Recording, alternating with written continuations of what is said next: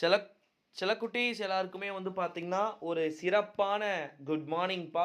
வீடியோக்குள்ள போறதுக்கு முன்னாடி, இந்த வீடியோவ 11த் கம்ப்யூட்டர் சயன்ஸ் அண்ட் 12த் கம்ப்யூட்டர் சயன்ஸ் ஸ்டூடண்ட்ஸ் 2 பேருக்குமானதா. என்ன ப்ரோ சொல்றீங்க? 12த்ன்னு சொல்லிட்டு தானே போட்டிருக்கீங்க. எதுக்கு 11த் சொல்லியிருக்கீங்க அப்படின்னா, கம்ப்யூட்டர் சயன்ஸ் அப்படின்றது தமிழ் மீடியம் ஸ்டூடண்ட்ஸ்க்கே கூட செப்ப மேட்டரு. ஸோ, அதனால இந்த வீடியோவே நான் வந்து பார்த்தீங்கன்னா, ஷார்ட்டா தான் வந்து முடிக்க போறேன். ஒரு 6 நிமிஷம், 5 நிமிஷத்துல.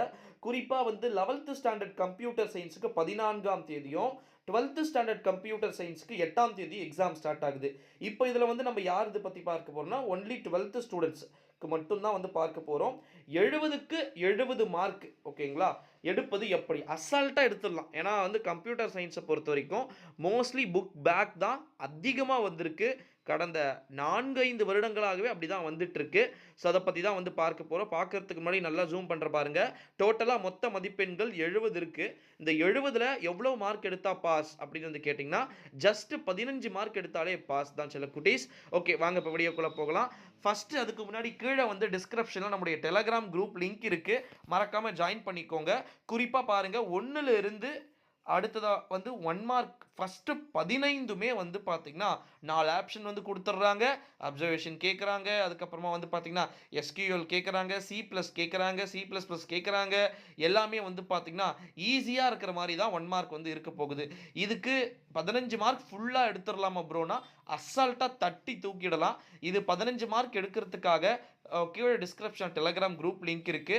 அதில வந்து பார்த்தீங்கன்னா, நம்ம சேனல் சார்பா கிட்டத்தட்ட ஒரு 150 ஒன் மார்க் இருக்கும்னு நினைக்கிறேன். 140 பிளஸ் 150 கிட்ட இருக்கு. அத நீங்க படிச்சீங்கனாலே இந்த 15 மார்க் எடுத்துடலாம் ப்ரோ. 150ன்றது ஓவர் ப்ரோ அப்படின்னு நீங்க நினைக்கலாம். படிச்சு பார்த்தீங்கன்னா எல்லாமே செப்ப மேட்டர் தான். ஓகேங்களா? ஒரு சிங்கிள் லைன்ல ஞாபகம் வச்சுக்கலாம். அடுத்ததா வந்து பாருங்க, பார்ட் 2 குறிப்பா வந்து 2 மார்க் கேட்டிருக்காங்க. 6 2 மார்க் வந்து எழுதணும்ப்பா. 12 மார்க் அசால்ட்டா எடுத்துடலாம். இதுக்கும் நான் டெலிகிராம்ல வந்து குடுத்துருக்கிறேன். குறிப்பா வந்து பாருங்க 16வது இடைமுகத்தின் பண்புகளை பட்டியலிடுக. List the characters of the interface வந்து கேட்டிருக்கிறாங்க. அடுத்தது 17வது தொகுதியின் பண்பியல்கள் யாவை அப்படின்னு வந்து கேட்டிருக்கிறாங்க. 17வதும் இதெல்லாம் 2 மார்க்னா 2 லைன்ஸ் மட்டும் எழுதுங்கப்பா போதும். அடுத்தது 18வது வந்து பாருங்க, பைத்தானில் வில்லைகள் என்றால் என்ன? அவற்றின் வகைகளை எழுதுக. இதுவும் பைத்தான்னா என்ன அப்படின்றத டெஃபினேஷன் கொடுத்துட்டு, அவற்றுடைய வகைகளை 4 லைன் எழுதிருங்க. ஓகேங்களா? அடுத்ததா 19வதும் இதே தான். 20வது பைத்தான் பத்தி நெறைய வந்து கேட்டிருக்கிறாங்க. இப்போ 22வும் பாருங்க மறுபடியும். அதற்கு பிறகு 21 பாருங்க. டிபிஎம்எஸ்ஸின் நிறைகள் யாவை? அப்படின்னு. அட்வான்டேஜஸ் வந்து கேட்டிருக்காங்க இங்கிலீஷ் மீடியத்தில. ஓகேவா? இது ஒரு 2 பாயிண்ட்ஸ் எழுதினீங்க அப்படின்னாலே வந்து போதும். இதில 24 இஸ் கம்பல்சரி கொஸ்டின்.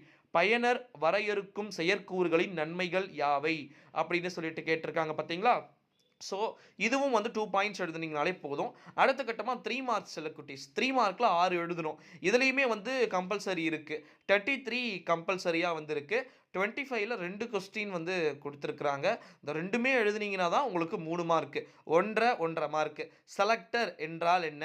அதுக்கப்புறம் 25ல செகண்ட் கொஸ்டின் நிரலின் பகுதிகள் யாவைன்னு வந்து கேட்டிருக்கிறாங்க. அடுத்தது 26 இயங்கு நிரலாக்கத்தை பற்றி சிறு குறிப்பு வரைக அப்படின்னு வந்து கேட்டிருக்கிறாங்க. 27, 28, 29, 13 எல்லாமே வந்து பார்த்தீங்கன்னா, எஸ்கியூஎல்ல பத்தியும், டிபிஎம்எஸ்ஸ பத்தியும், பைத்தான் பத்தி தான் வந்திருக்கு. ஸோ, அதையுமே வந்து நம்ம டெலகிராம்ல வந்து குடுத்துருக்கேன். கீழ மறக்காம டிஸ்கிரிப்ஷன்ல இருக்கு. ஜாயின் பண்ணிக்கோங்க. 31, 32, 33 33 ஒண்ணுமே இல்ல. கொடுக்கப்பட்டுள்ள பைத்தான் நிரலின் வெளியீட்டினை எழுதுக. வெளியீடுனா என்ன? அவுட்புட் வந்து எழுதிட்டா சிம்பிள். ஓகேங்களா? இதெல்லாம் எழுதிட்டு கம்ஃபர்டபுளா எழுதணும். இதில 33 இஸ் கம்பல்சரி. அடுத்தது 31 பாருங்க. ஸ்கிரிப்டிங் மொழிகளின் பயன்பாடுகள் யாவைன்னு வந்து கேட்டிருக்கிறாங்க. What are the application of scripting languages வந்து கேட்டிருக்கிறாங்க. இதுவும் செப்பையான கொஸ்டின்ஸ் தான். அடுத்தது லாஸ்ட் பார்ட்டுக்கு வந்துட்டோம் பாருங்க.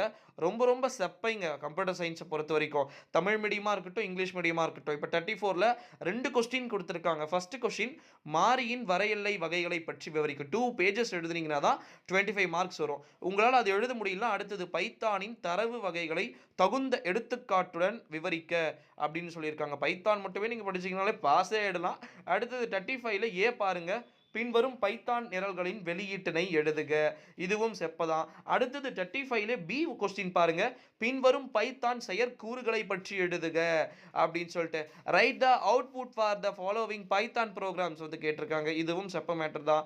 36 கீழே கொடுக்கப்பட்டுள்ள வெளியீட்டினை பெற பின்வரும் பைத்தான் நிரலின் பிழைகளை திருத்தி எழுதவும் வந்து கொடுத்துருக்குறாங்க. ஸோ இதுவும் நாங்கள் ஈஸியாக எழுதிடலாம். அடுத்தது பைத்தான் செட் என்றால் என்ன, பைத்தானின் நிரல் என்றால் என்ன, பைத்தான் மட்டுமே நீங்கள் படிச்சிங்கன்னா ஃபுல் மார்க்ஸை மோஸ்ட்லி எடுத்துடலாம் போல். அடுத்ததாக 37 38 ஃபுல்லாகவே டெஃபினிஷனாகவே வந்து நம்ம எழுதுகிற மாதிரி இருக்கும். 2 பேஜஸ்க்கு வந்து எழுதுகிற மாதிரி இருக்கும் போல். பைத்தானில் ஹேக்கிகள் அப்புறமா வந்து பார்த்தீங்கன்னா அழிப்பிகள் பற்றி தகுந்த எடுத்துக்காட்டுடன் விவரிக்கன்னு கொடுத்துருக்குறாங்க 37ல் ஃபர்ஸ்ட். அடுத்தது 37ல் வந்து பார்த்தீங்கன்னா பி, தரவு மாதிரியின் வகைகளை பற்றி வந்து விவரிக்க. Explain the types of the data model. Last 38 first question SQL உடைய கட்டுப்பாடுகளின் வகைகளை எடுத்துக்காட்டுடன் விவரிக்க, அதுவும் ஃபர்ஸ்ட்டும். செகண்டு சிஎஸ்வி மற்றும் எக்ஸல் ஷீட்ஸ் கோப்புகளுக்கிடையே உள்ள வேறுபாடுகளை டிஃபரன்ஷியேட் வந்து பண்ண சொல்லணும்னு சொல்லியிருக்கிறாங்க.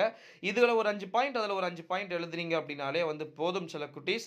கிட்டத்தட்ட வந்து 3 மார்க்கு 18, 2 மார்க் ஒரு 12, 5 மார்க் ஒரு 25, 1 மார்க் ஒரு 15 என தட்டி தூக்கிடலாம். ஸோ கவலையே படாதீங்க.